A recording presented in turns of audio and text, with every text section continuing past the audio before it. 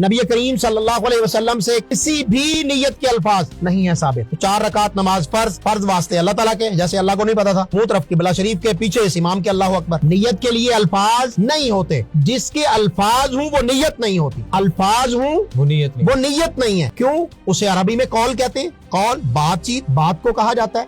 नियत वो होती है जो आपके दिल में पिन्हा है, दिल में छुपी हुई है, जो आप जान रहे हैं और आपका रब जान रहा है। इन्नहु अलीमुम बिज़ातिस सुदूर, क्योंकि वो अल्लाह आपके दिल के अंदर की बात को भी जान रहा है कि आपके दिल में क्या छुपा हुआ है। आप दिल में कुछ रख के मुंह से कुछ बोल सकते हैं, तो जो दिल के अंदर है वो तो अल्लाह जान रहा है। दिल की नियत अल्लाह के साथ खास करनी है। अब आप जैसे कहते हैं कि जी मैं नमाज पढ़ने के लिए गया और जब मैंने नमाज शुरू कर ली, कोई अल्फाज नहीं कहा, जिस तरह दोस्त कहते हैं, तो मुझे कहा गया कि आपकी नमाज ही नहीं हुई, आपने नियत नहीं की।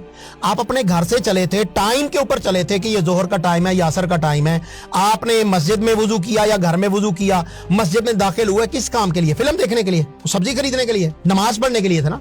और नमाज भी जो टाइम की नमाज थी उसके लिए आए थे। तो ये आपका घर से चलना, आपका वुजू करना, मस्जिद पहुंचना, जमात में खड़े होना, ये नियत ही तो नियत की बुनियाद पर ही थी कि मैंने नमाज पढ़नी है। वो जो आपके दिल में था कि मैंने नमाज पढ़नी है, यही नियत है। इसके कोई अल्फाज अल्लाह के रसूल सल्लल्लाहु अलैहि वसल्लम से साबित ही नहीं है। नबी करीम सल्लल्लाहु अलैहि वसल्लम से किसी भी नियत के अल्फाज नहीं है साबित। और जब कहा जाता है कि ये क्या है, तो वो कहते हैं कि इसमें गलत कुछ क्या गलत कह रहे हैं? इसमें तुम यही कह रहे हैं ना कि मुंह भी हमारा काबे की तरफ है और हम इसकी इतनी रकत। अच्छा, ये किसको बता रहे हैं? अल्लाह को नहीं पता कि इसका मुंह काबे की तरफ है कि नहीं है? अल्लाह रब्बुल आलमीन को तो पता है, वो तो देख भी रहा है। और आप काबे की डायरेक्शन में खड़े होकर नमाज पढ़ रहे हैं, अल्लाह को पता है, क्यों जता रहे हैं? एक।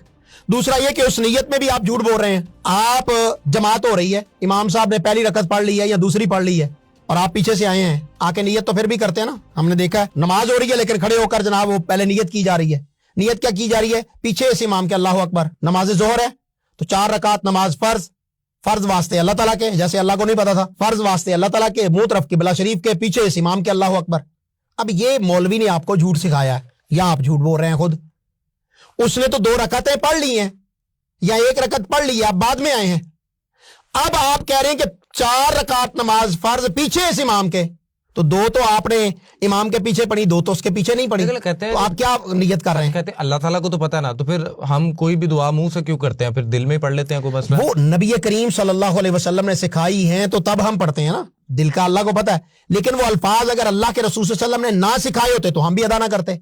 हमारा तो ईमान ये है कि हम हजर अस्वद को भी इसलिए बोसा देते हैं कि मेरे रसूल ने बोसा दिया है। सैयदना उमर रज़ी अल्लाहु अन्हु की हदीस है, फरमाया ए हजर अस्वद, मुझे पता है तू बड़ा मुकद्दस है, बड़ा मुतबर्रक है, जन्नत से आया हुआ है, लेकिन अगर मैंने अपने हबीब मोहम्मद करीम सल्लल्लाहु अलैहि वसल्लम को ना देखा होता कि तुझे चूम रहा है तो मैं तुझे ना चूमता।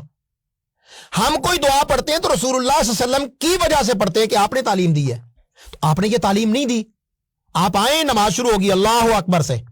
कुछ लोग अल्लाहु अकबर करने से पहले बिस्मिल्लाह पढ़ते हैं। नमाज शुरू करते वक्त अल्लाहु अकबर करने से पहले बिस्मिल्लाह पढ़ते हैं, वो बिदअत है, उसका कोई सबूत नहीं है।